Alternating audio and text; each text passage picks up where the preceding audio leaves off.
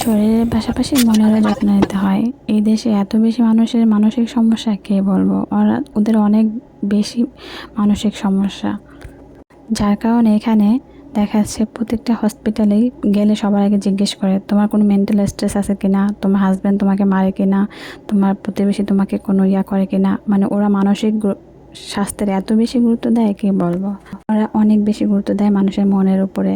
তাই আমাদের সবারই উচিত শারীরিক যত্নের পাশাপাশি মনেরও যত্ন নেওয়া।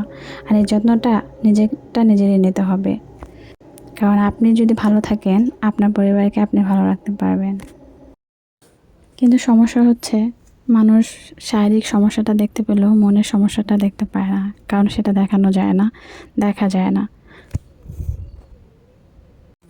যতক্ষণ না আমরা আমাদের সমস্যার কথা বলি ততক্ষণ কেউ কিন্তু বুঝতে পারে না বা জানতে পারে না, আসলে জানার কথাও না যে আমার মন ভালো কিনা, কারণ এটা জানা কখনোই সম্ভব না।